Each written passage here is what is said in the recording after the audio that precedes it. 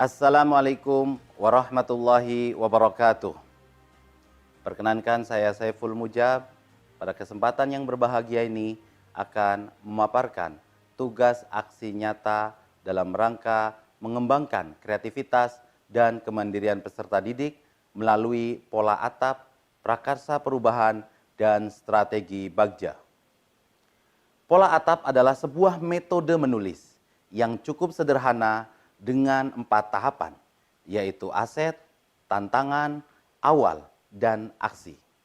Aset merupakan sebuah kekuatan, modal, potensi sekolah, murid, komunitas yang teridentifikasi dapat membantu meningkatkan kualitas pembelajaran murid. Sedangkan tantangan adalah sebuah keresahan yang perlu dilampaui demi mewujudkan harapan atau untuk mencapai sebuah misi. Kemudian awal adalah sebuah kontribusi pendidik, guru, kepala sekolah yang dapat dimanfaatkan untuk mewujudkan harapan atau untuk mencapai sebuah visi. Sedangkan aksi yaitu pembelajaran bermakna atau adab kebiasaan yang diharapkan tumbuh, melekat, dan dibawa murid hingga dewasa. Atau turunan konkret daripada profil pelajar Pancasila sesuai dengan konteks yang diolah dari elemen atau sub-elemen dimensinya. Saat ini kita coba menggunakan pola atap pada SMK Al-Huda Kedung Wungu, di mana aset daripada SMK Al-Huda Kedung Wungu saat ini yaitu yang pertama, memiliki guru yang kompeten dan bersemangat, serta memiliki potensi yang besar untuk meningkatkan kualitas pembelajaran. 2, adanya dukungan dari orang tua, dari mitra industri, yang mana hal ini dapat membantu dalam memotivasi dan memberikan sumber daya tambahan.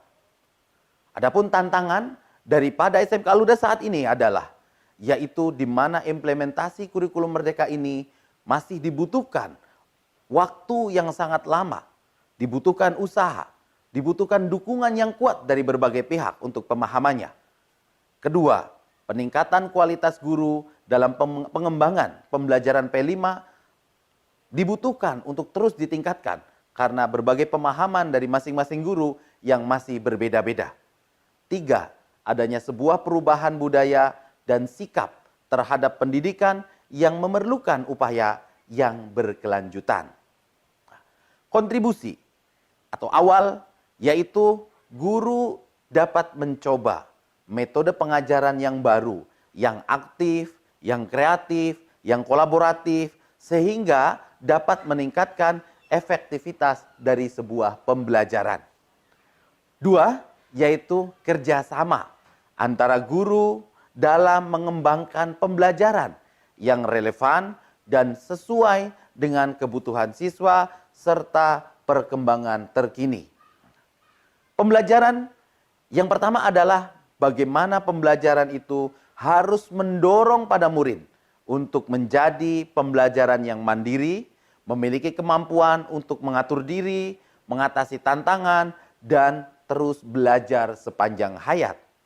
Yang kedua, kebiasaan berpikir kreatif dan menciptakan solusi yang inovatif yang harus terus ditekankan, termasuk eksplorasi ide-ide baru yang berani berinovasi untuk membangun budaya positif di sekolah. Nah, setelah kita menentukan pola atap tadi, kita lanjutkan dengan bagaimana kita menentukan kalimat prakarsa perubahan. Kalimat prakarsa perubahan yaitu adalah penggambaran upaya nyata yang memungkinkan gotong royong dan kontribusi berbagai pihak dalam meningkatkan kualitas pembelajaran murid yang berbasis pada aset atau kekuatan berupa sebuah kalimat yang berisi kata kerja utama dan kekuatan dengan kata frasa yang ada di dalam profil pelajar Pancasila. Nah, di sini pada aksi nyata kita coba menuliskan prakarsa perubahan di SMK Al-Huda Kedung Wungu, yaitu mengembangkan kreativitas dan kemandirian peserta didik pada proyek penguatan profil pelajar Pancasila tema kewirausahaan berdasarkan aset, kekuatan yang dimiliki. Setelah kita menentukan tadi kalimat prakarsa perubahan, kita masuk kepada strategi bagjanya. Nah, apa itu strategi bagja? Yaitu sebuah model manajemen perubahan yang merupakan akronim dari kata buat pertanyaan utama, ambil pelajaran, gali mimpi, jabarkan rencana, dan atur eksekusi. Nah, kita coba akan tuliskan dari strategi bagja pada SMK Al-Huda Kedung Bungu. Pertama, buat pertanyaan utama. Kita artikan bahwa deskripsi dari pertanyaan utama yaitu adalah pertanyaan utama yang dibuat untuk menentukan arah penyelidikan, kekuatan, aset, potensi, atau peluang yang mendefinisikan sebuah tujuan. Memprovokasi atau menginisiasi perubahan prakarsa. Nah, biasanya pada pertanyaan ini yaitu hanya ada satu atau dua saja. Nah, redaksinya menyertakan dengan prakarsa perubahan yang telah ditulis tadi. Kita coba. Kita tulis di sini pertanyaan pemandu inquiry-nya, yaitu adalah apa yang harus saya lakukan untuk mengembangkan kreativitas dan kemandirian peserta didik. Nah, di sini kita tuliskan juga tindakannya, yaitu yang pertama, kepala sekolah bersama rekan guru bertukar pikiran terkait pentingnya mengembangkan kreativitas dan kemandirian peserta didik. 2, membaca literatur mengenai kegiatan-kegiatan yang dapat mengembangkan kreativitas dan kemandirian peserta didik. 3, melakukan refleksi diri dan dapat juga meminta umpan balik terhadap situasi pembelajaran P5 dengan tema wirausaha sehingga memiliki benchmarking titik tolak untuk bergerak ke depan. Selanjutnya kita coba ambil pelajaran. Deskripsi dari ambil pelajaran yaitu pertanyaan di tahap ini adalah pertanyaan-pertanyaan lanjutan untuk menemukan kekuatan, potensi, aset, peluang lewat kegiatan-kegiatan penyelidikan, yaitu mengidentifikasi, mengapresiasi yang terbaik dari apa yang telah ada, menemukan inti positif, dan tiap pertanyaan dibuat dengan hati-hati dan bernada positif. Nah, kita coba tuliskan pertanyaan pemandu inquiry-nya. Kita lihat di sini. Pertama, siapakah guru di sekolah yang mempunyai pengalaman pernah menjalankan pengembangan kreativitas dan kemandirian pada proyek penguatan profil pelajar Pancasila? Nah, pertanyaan kedua, aktivitas apa saja yang menurut warga sekolah merasa kreativitas dan kemandirian peserta didik perlu ditingkatkan? Ketiga, keterampilan apa yang sudah saya miliki untuk membantu saya mewujudkan proyek wirausaha pada pembelajaran P5 yang dapat meningkatkan kreativitas dan kemandirian peserta didik. Tindakannya kita coba tuliskan di sini. Yang pertama, mewawancara, melakukan survei pengalaman guru P5 beserta peserta didiknya tentang pengembangan kreativitas dan kemandirian yang pernah ada di sekolah. Kita tuliskan tindakan yang kedua, yaitu melakukan refleksi diri dalam jurnal, yaitu untuk mengenali potensi kita dalam menemani guru P5 dan peserta didik dalam mengembangkan kreativitas dan kemandiriannya. Selanjutnya kita coba gali mimpi. Nah, apa deskripsi dari gali mimpi? Yaitu diharapkan jawaban dari pertanyaan-pertanyaan pada tahap ini, yaitu dapat digunakan untuk menyusun narasi kolektif bila mana prakarsa perubahan telah terwujud. Jadi membuat bayangan, membuat gambaran masa depan yang membumi karena digali dari masa lalu yang positif.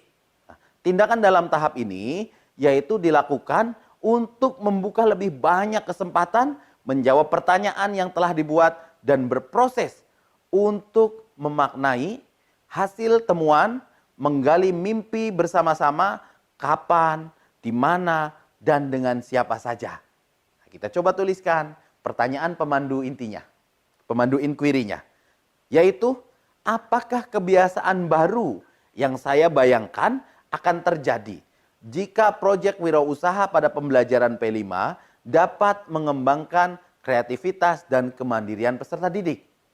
Nah, tindakannya kita tuliskan. Pertama, lakukan wawancara kepada peserta didik tentang bagaimana mereka ingin merespon yang mereka buat dalam pengembangan kreativitas dan kemandirian. Dua, hasil atau respon dari tindakan ini, peserta didik apakah sudah berbahagia? Ya, serta responnya harus menegaskan tentang pentingnya bersikap kreatif dan mandiri. Nah, tindakan yang ketiga, mempelajari literatur untuk menyusun daftar keterampilan baru yang dimiliki dalam pengembangan kreativitas dan kemandirian. Jabarkan rencana.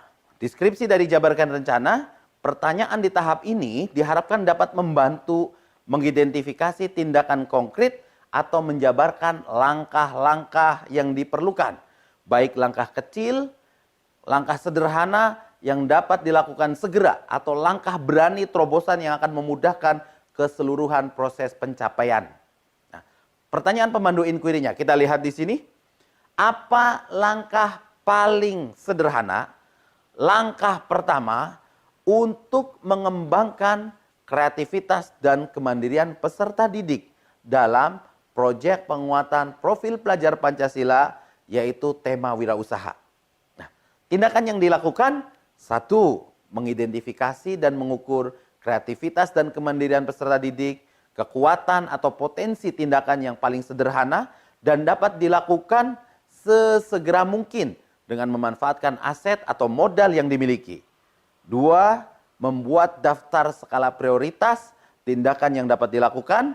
Tiga, melakukan dialog bersama warga sekolah tentang hal-hal baru atau terobosan apa saja yang bisa diwujudkan bila dikaitkan dengan bagaimana hal baru tersebut merupakan kontribusi positif. Nah, yang terakhir adalah atur eksekusi. Deskripsi dari atur eksekusi, yaitu pertanyaan pada tahap ini diharapkan dapat menentukan siapa yang akan berperan dalam pengambilan keputusan, mulai dari budaya belajar yang apresiatif secara berkelanjutan, menyelaraskan interaksi setiap orang, terlibat termasuk mengelola konflik atau resiko, mengambil pembelajaran dari proses yang telah dilakukan. Pertanyaan pemandu inquiry-nya, yaitu siapa saja yang akan saya libatkan dalam mewujudkan rencana ini? Berperan sebagai apa saja? Pertanyaan kedua, kapan rencana ini mulai dilakukan? Berapa lama durasinya? Tiga, bagaimana pencatatan kemajuan rencana ini? Bagaimana monefnya? Siapa yang akan menanggapi laporan atau masukan tentang tantangan ketika rencana ini dijalankan? Nah, di sini kita bisa tuliskan tindakannya, yaitu pertama, membuat daftar guru dan mitra industri yang akan mengobservasi, yang akan menilai, yang akan mengevaluasi. Kedua, membuat rubrik ya, tentang indikator keberhasilan pembelajaran yang mengembangkan kreativitas dan kemandirian peserta didik. Dan yang terakhir, yaitu menyusun rencana kegiatan pengembangan kreativitas peserta didik dalam proyek penguatan profil pelajar Pancasila tema wirausaha, serta mengumumkannya sehingga orang-orang dapat terlibat berperan dalam kegiatan tersebut. Terima kasih, itu saja yang dapat saya paparkan pada kesempatan yang berbahagia ini, yaitu dalam rangka melaksanakan tugas aksi nyata. Terima kasih. Assalamualaikum warahmatullahi wabarakatuh.